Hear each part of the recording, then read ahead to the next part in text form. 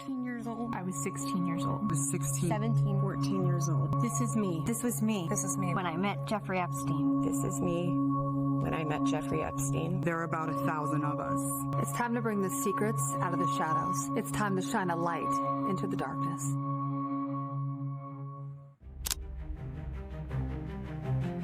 Noong March 11, 2005, araw ng Biyernes, ay may ilang mga estudyante ng Royal Palm Beach High School sa Florida ang nag-away-away.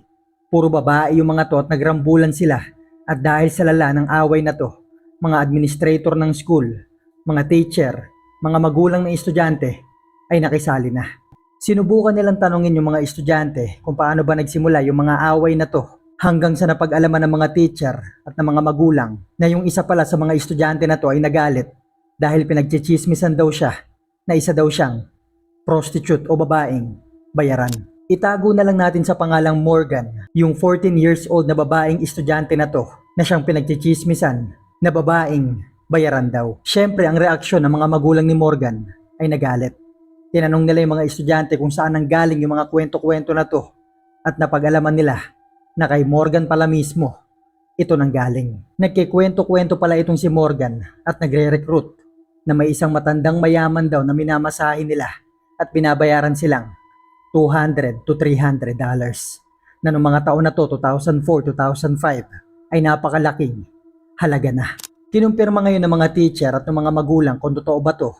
Tinignan nila yung bag at wallet ni Morgan at dito ay nakakita nga sila ng malaking halaga ng pera. Tinanong ngayon ng mga magulang ni Morgan, si Morgan, kung saan galing yung mga pera na to. Ang sagot niya naman ay nagtatrabaho daw siya bilang part-time sa isang coffee shop malapit sa kanila at yung mga pera na yon ay sahod niya at mga tip ng customer nila. Hanggang sa pinag-ayos na nila yung mga estudyante, nagsorry na sila sa isa't isa at napagdesisyon hindi na ito babanggitin sa eskwelahan upang maiwasan na rin yung gulo, maiwasan yung mga chismisan at mga awayan. Hanggang sa pag-uwi ni Morgan ay nagsimula itong umiyak. Nagtaka ngayon yung tatay niya at yung stepmother niya. Tinanong siya kung bakit, may masakit ba sa kanya, hanggang sa nagsimula ng magkwento si Morgan. Ang sabi niya ay may hindi daw siya sinasabi sa kanila. Totoo naman daw yung sinasabi niya nagtatrabaho siya bilang part-time sa isang coffee shop hanggang isang araw ay may isang babaeng lumapit sa kanya at inalok siya ng trabahong malaki ang bayad. Mukhang mayaman tong babae, maayos, maganda, kaya mukhang mapagkakatiwalaan. Ang sabi nitong babae sa kanya ay meron daw itong kakilalang mayamang matanda na nagpapamasahe sa mga magaganda at batang babae at nagbabayad ito ng $200 to $300. Nag-iwan ng contact number itong babae kay Morgan at pinag-isipan niya to ng ilang araw hanggang sa napagdesisyonan niyang tawagan ito. Hanggang sa sinundo na nga siya nito, iginala siya sa mga mamahaling lugar. Binili siya ng mga mamahaling gamit at dinala na siya sa bahay ng mayamang matanda. At nung nakita niya na yung mayamang matanda na to, ay nagpamasahe nga ito sa kanya habang may kausap sa telepono. Makalipas ang ilang minuto ay sinabihan siya nitong hubarin daw yung pantalon niya, pati yung damit niya. Nung una natakot siya, pero naalala niya yung sabi sa kanya ng babaeng nag-recruit sa kanya na gawin daw lahat ng sasabihin nitong matanda. Ginawa niya nga ito ng may pag-aalinlangan. Makalipas ang mahigit sa isang oras, wala naman itong ginawa sa kanya at binayaran na siya ng $200. Tuwang-tuwa siya ng mga oras na yon dahil hindi niya pa naiintindihan yung ginagawa niya. Ginawa niya pa ulit to ng isa pang beses. Pero nung pangalawang beses, nakita niya may mga kasama na rin siya dito, mga batang magagandang babae. Dito ay pinagubad sila ng pantalon at damit. At nagsimula na sila nitong hawakan sa mga masiselang bahagi ng katawan nila. Hindi nag-iisa si Morgan sa kwarto ng mga oras na yon. Nakita niyang ginagawa naman ito ng mga kasama niyang babae nang hindi natatakot. Kaya naman, pumayag na rin siya. At pagkatapos nito, ay sinabihan siya ng matandang lalaki na to na kung meron daw silang maipapakilala sa kanya at madadala dun sa mansyon ng mga batang babaeng maganda, bukod sa binabayad sa kanilang $200 ay papatungan niya pa to ng $300. Kaya naman, kanya-kanya silang diskarte para makapag-recruit ng mga babae. Ang sabi ni Morgan sa stepmother niya pati sa tatay niya ay may iilang estudyante na daw siyang na-recruit. Kaya naman yung stepmother niya, nung parehong araw na yun ay tumawag ito sa pulis, sa Palm Beach Police Department at sinumbong niya sa mga to yung sinabi sa kanila ng stepdaughter niya. Pero para bang sa sumbong nila na to ay walang nangyari. Hanggang sa yung abogado ng pamilya ni Morgan ay tumawag na sa FBI. At dito na nga nagsimula ang malalim na investigasyon nila kay Jeffrey Epstein. Na ang investigasyon nila na to ang mga laman ng Epstein files na nababasa natin ngayon.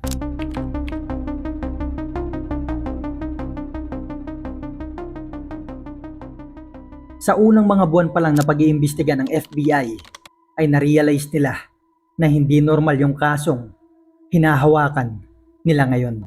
Dahil sa Royal Palm Beach High School pa lang ay 14 na mga underage na ang mga batang nakumpirma nila na nagpunta na sa bahay ni Jeffrey Epstein. Meron pang mga ilang mga menor de edad na mga estudyante sa iba't ibang mga school mula Florida hanggang New York. Bagaman hindi magkakakilala yung mga to, pero iisa lang ang kwento nilang lahat. Meron daw isang babaeng maganda at mukhang mayaman ang lumapit sa kanila isang araw at inalok sila ng trabaho nagbabayad ng $200 to $300.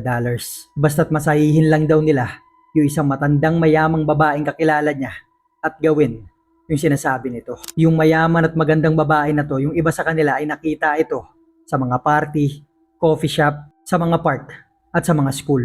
Ito yung kwento ng ilang mga biktima ni Jeffrey Epstein.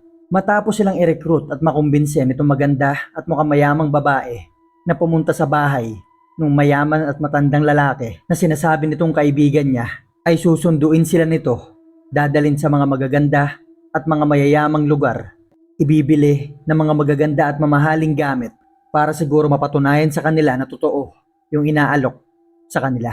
Pagkatapos pa lang ng mga to ay dadali na sila sa bahay ng lalaki na ang pangalan ay Jeffrey Epstein. Sa mga unang araw na pagbisita nila dito ay wala pang pinapagawa sa kanilang malalaswa. Nagpapamasahe lang ito habang may kausap sa telepono. Kaso ng mga sumunod na araw ay pinaguhubad na sila. Pagkatapos ay hinahawakan na yung mga masiselang bahagi ng katawan nila. Ang kwento pa nga nung isa sa mga biktima, isang araw daw ay pinaghubad silang lahat. Siguro mga 6 hanggang 8 batang babae sila doon. Hinahawakan ni Jeffrey Epstein yung masiselang bahagi ng katawan nila habang nagsasarili ito. Tandaan natin na yung mga batang babaeng kasama ni Jeffrey Epstein sa kwarto na yon ay edad 14 hanggang 16. Pagkatapos ito ay babayaran sila ng $200 to $300. Hindi sila sinasabihan ng mga masasamang salita ni Jeffrey Epstein. Palagi silang pinupuri, sinasabihan ng good job, kaya hindi nila nakikitang masamang tao si Jeffrey noong mga taon na yon. Dahil hindi pa naiintindihan ng ilan sa kanila kung gaano kasama yung ginagawa sa kanilang lahat. May isa pang biktima na may pangalang Virginia ang lumutang sa FBI. Ang sabi niya 17 taong gulang daw siya nung nabiktima siya ni Jeffrey Epstein. At itong biktima nga na to na may pangalan na Virginia ay nag-name drop ng isa sa pamilya ng pinakamayaman at makapangyarihang mga tao sa buong mundo. Ang sabi nito ni Virginia ay nirecruit daw siya ng babaeng may pangalang Ghislaine Maxwell. At kagaya ng ibang babae, pinaguhubad sila sa kwarto ni Jeffrey Epstein habang nagsasarili ito. At dumating sa punto na ipinakilala ni Jeffrey Epstein si Virginia kay Prince Andrew. Si Prince Andrew na anak ng hari at reyna ng United Kingdom. At dito ay sinabihan si Virginia ni Epstein at ni Ghislaine Maxwell na gawin lahat ng sasabihin ni Prince Andrew. Wala siyang nagawa at dito ay pinagsamantalahan siya ng isang tinuturing at kilalang miyembro ng royal family. Nung lumutang si Virginia kasama yung mga picture nila ni Prince Andrew noon, kagaya ng inaasahan, itinanggi ito ng prinsipe. Sa mga testimonya na to at mga lumutang na mga biktima ay sinubukan pa mag-backtrack ng FBI sa mga nakaraang taon. At dito lang nila nalaman na may unang report na pala kay Jeffrey Epstein mula pa nung taong 1996 dahil nakilala nila ang Farmer Sisters. At dito naman nabanggit ang pangalan ni Donald Trump. Si Maria Christine Farmer ay isang professional visual artist. Gumagawa siya ng mga paintings, mga pastel drawings na yung ilan pa nga sa mga artwork niya ay binibenta niya up to $20,000 ang isa. Nung graduation niya noong 1995, yung mga board member ng academy nila ay pinakilala sa kanya si Jeffrey Epstein na gustong bumili ng ilan sa mga artwork niya. Yung ilan sa mga painting ni Maria Farmer ay gustong bilhin ni Jeffrey Epstein. Sa kabila ng may bayar na yung mga to at nabayaran niya, ay pinipilit pa rin siya na sa kanya na lang ito ibenta. Hanggang sa inalok siya ni Epstein na maging art advisor niya sa New York. Pumayag naman dito si Maria Farmer. Pumapasok siya sa opisina ni Jeffrey Epstein na nasa loob ng mansyon nito. Mansyon nga na tinatawag na Herbert N. Strauss House. At sa loob nito nakita ni Maria yung mga mamahaling painting ni Jeffrey Epstein sa mga kwarto niya. Hanggang sa naging front desk na siya sa mansyon ni Epstein at naging decorator nung lugar. At dito, sa ilang buwan pa lang nagtatrabaho dito si Maria, ay napakaraming mga batang babae siyang nakikita dito. Labas-pasok yung mga to araw-araw, palaging mga bago, at iba yung mga muka. Sa tingin ni Maria, halos lahat ng mga to ay mga high school student pa lang. Nung tinanong niya si Ghislaine Maxwell kung anong ginagawa ng mga bata na yun doon, dahil nakikita niya nga si Ghislaine Maxwell na naghahatid sundo sa mga to, ang sabi sa kanya nito ay mga nag-o-audition daw yung mga bata na to bilang model. Dahil merong modeling agency ng mga taon na to, si Jeffrey Epstein, na siyang pangpronta nito sa sex trafficking operations niya. Hanggang isang araw pumasok si Maria sa trabaho niya gaya lang ng mga araw-araw niyang ginagawa. Habang nagbibilang siya at tumitingin-tingin sa mga paintings, ay nagulat siyang lumabas sa isa sa mga kwarto dito, si Donald Trump. Tinitignan siya nito ng ilang segundo hanggang sa parehong kwarto ay lumabas na si Jeffrey Epstein. Tumawa ito at kinausap si Donald Trump. Ang sabi ni Epstein kay Donald Trump, "She's not 16." Pagkatapos ay hinatid na ni Jeffrey Epstein si Donald Trump sa isa sa mga kwarto ng mansyon. Hindi alam ni Maria Farmer kung sino ba yung naging kasama ni Donald Trump sa kwarto na yon. Si Donald Trump at si Jeffrey Epstein noong mga taon na to ay parehong nagpapatakbo ng modeling agency. Hindi malaman ngayon kung may kinalaman ba to sa nangyari nung araw na yon. Noong summer 1996 ay naalok si Maria Farmer na gumawa ng 2 artwork o painting na gagamitin sa palabas na may pamagat na As Good As It Gets. Nung mga taon na to ay nakatira lang si Maria Farmer sa isang maliit na apartment. Kaya inalok siya ni Jeffrey Epstein na tumira na muna sa guest home ni Leslie Herbert Wexner na isang American billionaire businessman at political activist. Pinuntahan ito ni Maria sa New Albany, Ohio at dito na nga nangyari yung mga bagay na hindi niya inasahan. Makalipas ang ilang buwan, August 1996, ay pumunta si Ghislaine Maxwell at si Jeffrey Epstein sa property ni Leslie Herbert Wexner kung saan nga noon tumutuloy si Maria Farmer at dito ay pinilit, inabuso at pinagsamantalahan siya ni Jeffrey Epstein. At habang ginagawa ito ni Jeffrey kay Maria ay nasa loob din ng kwarto si Ghislaine. Kaya naman sinikap niya makatakas sa property na yon. Tumawag siya sa mga magulang niya at sinundo siya ng tatay niya. At noong August 26, 1996 ay inireport nila yung pangyayari na to sa New York City Police Department at sa FBI. Pero sa paulit-ulit na pagpapabalik-balik nila sa otoridad ay walang nangyari sa report na yon. Isinama ni Maria sa report niya yung pagnanakaw ni Ghislaine Maxwell at ni Jeffrey Epstein na mga picture ng kapatid niyang si Annie na nakahubad. Yung mga picture na yon ay para sana sa professional artwork ni Maria. Pero kinuha nga ito nung magpartner. At dito na lang rin nalaman ni Maria na yung nakababata niyang kapatid na si Annie, 16 na taong gulang, ay biniktima rin pala ni Ghislaine Maxwell at ipinagkasundo kay Jeffrey Epstein. Ang buong akala ni Maria ay kinuklose niya si Annie dahil mabait ito at maganda at nagkakasundo sila sa mga bagay. Yun pala ay may itinatagong masamang agenda si Ghislaine sa kapatid niya.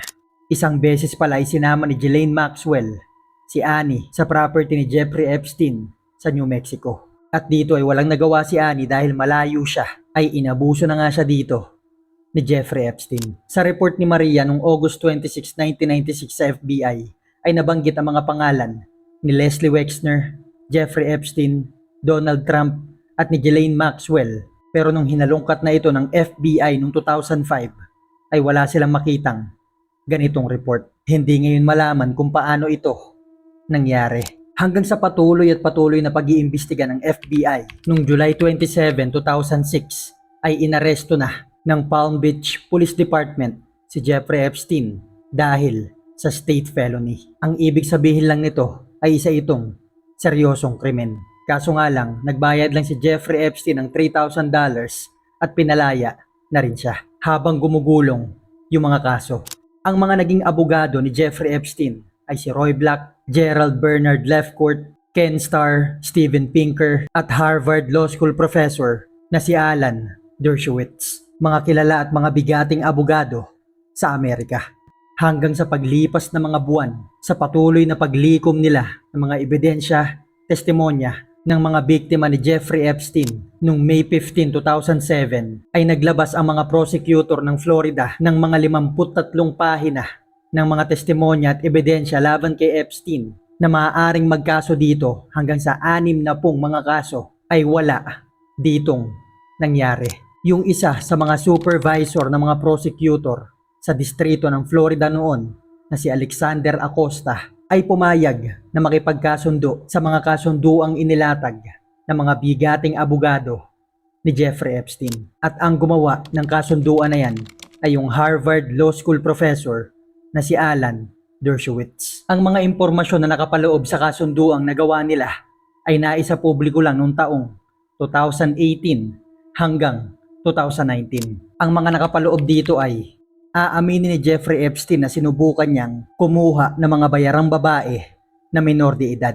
Pero ang mga kapalit nito ay una, mas mababa ang sentensya, 13 hanggang 18 buwan na sentensya lang.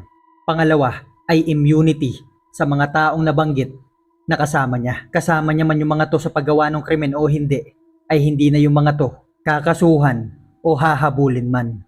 Bukod pa dyan ay hindi yung mga to papangalanan. Hanggang ngayon ay hindi pa nalalaman kung sino yung 12 kasama ni Jeffrey Epstein na nabanggit doon sa mga testimonya ng mga biktima. Pero gaya ng alam natin ay mga kilala yung mga to, bilyonaryo o milyonaryo man, kaya hindi yung mga to mapangalanan. Ang pangatlong nakalagay doon sa kasunduan ay bibigyan siya ng work release. 6 na araw siyang papayagang lumabas ng kulungan, 12 oras bawat araw na kung saan magtatrabaho siya sa opisina niya sa mansyon niya sa Florida. Pero gaya ng inaasahan ay hindi naman ito nasunod. Minsan umaalis si Jeffrey Epstein alas 7 ng umaga, bumabalik siya sa kulungan mga alas 11 na ng gabi. Bukod pa dyan ay hindi alam kung sa mansyon niya ba talaga sa Florida siya pumupunta. Ang pinakahuling nakalagay dun sa kasunduan ay gagawin nilang confidential yung mga impormasyon na to at hindi ilalabas sa publiko. Maging sa mga biktima ay hindi ito sinabi. Nagulat na lang yung mga biktima, pati mga abogado nila na 18 buwan lang ang sentensya kay Jeffrey Epstein. At ang pumirma ng kasunduan na to ay si Alexander Acosta na ninomina ni Donald Trump na Secretary of Labor ng United States of America noong 2017 nung naging presidente si Trump. Nitong 2019 lang ay tinanong at inusig si Acosta kung bakit siya pumayag sa kasunduan na yon. Ang sabi niya ay may mga matataas at makapangyarihang mga tao daw ang lumapit sa kanya na pumayag sa kasunduang ibinibigay ng kampo ni Epstein dahil si Jeffrey Epstein daw ay isang CIA. Kaya naman, makalipas ang 13 buwan ng pagkakakulong nito, noong July 22, 2009, ay natapos niya na yung sentensya niya. At dito ay malaya na ulit si Jeffrey Epstein. Ang sabi pa nga ng mga biktimang tumayo laban kay Jeffrey Epstein ay 2 beses daw silang pinagsamantalahan. Pinagsamantalahan sila ng unang beses ni Jeffrey Epstein. Pagkatapos ay pinagsamantalahan pa sila ng gobyerno ng Amerika. Habang nakakulong noon si Jeffrey Epstein at nakakalabas siya ng 12 oras sa kulungan, yung kumpanya niyang financial management firm na J. Epstein and Company ay tuloy lang sa operasyon.